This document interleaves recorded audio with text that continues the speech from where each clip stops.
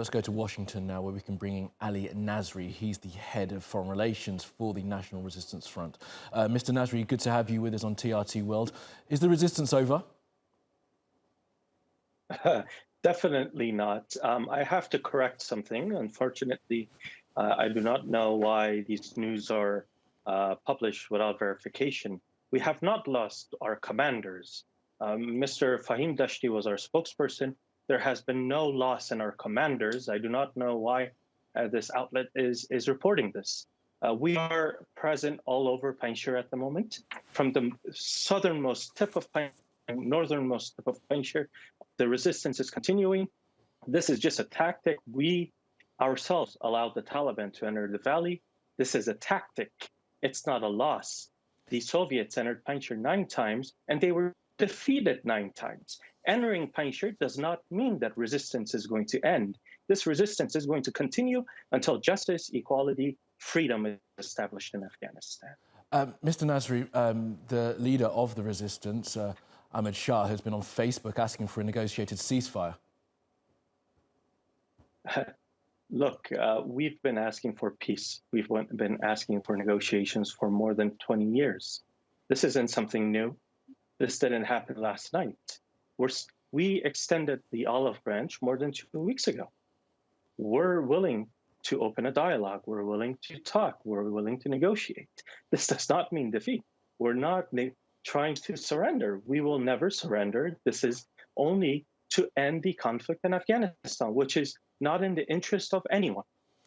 Take us through. I have to tell you. Please finish. Please finish. So we have to convey this to the Taliban, that a small minority that doesn't represent the vast majority of Afghanistan's population, how are they going to rule the country? Afghanistan is a country made up of ethnic minorities. If they think subduing Panjshir will result into peace and stability, they're definitely wrong. What will happen is you'll have perpetual conflict in Afghanistan for the years to come because they're deepening social cleavages in society. Panjshir is going to stay in the collective memory of every citizen in Afghanistan, especially those who are going to be oppressed. Now, Mr. Nazary... So this does not mean that stability and peace will...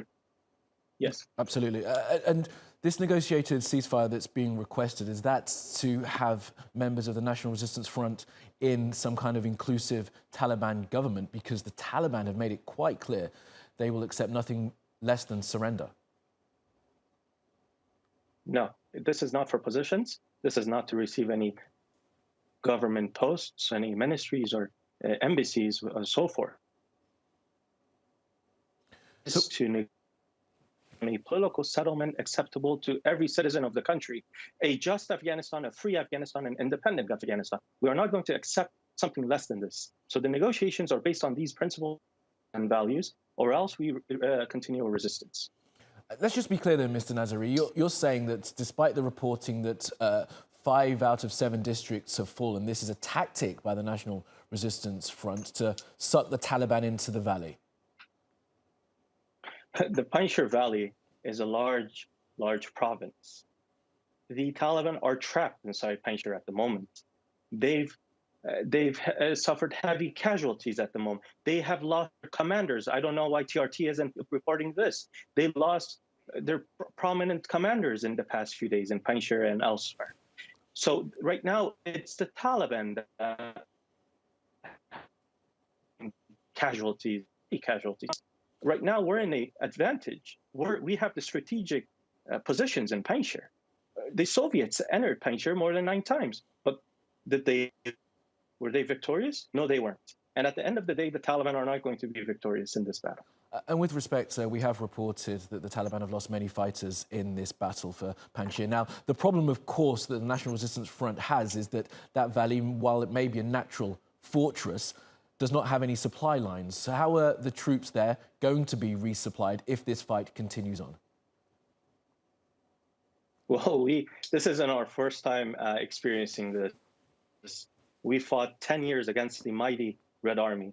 We fought 5 years against the Taliban and international terrorism in the 90s and early 2000s. This isn't the first time we're experiencing these challenges. We were able to overcome these challenges before. We'll overcome them again.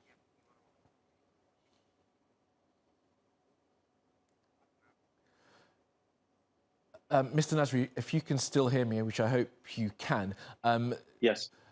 Mr. Ahmed Massoud wrote in the Washington Post a couple of weeks ago calling on the international community to resupply his fighters. Are you still requesting help from the international community? Well, what we're asking the international community is not to ignore us. Right now, atrocities are happening in Panjshir. Atrocities are happening in Kabul. The Taliban are rounding up civilians, Panjshiri civilians in Kabul at the moment, and they're imprisoning them, detaining them. These atrocities are going to create a humanitarian crisis, whether it's in Panjshir or elsewhere. And the international community cannot ignore this. They have to come to our assistance. This is merely a plea for humanitarian assistance, and that's what we've asked, and that's what we're asking at the moment. Okay, Ali Nazary from the Foreign Relations, head of the Foreign Relations for the National Resistance Front. I do appreciate your time, sir. Thank you for being with us.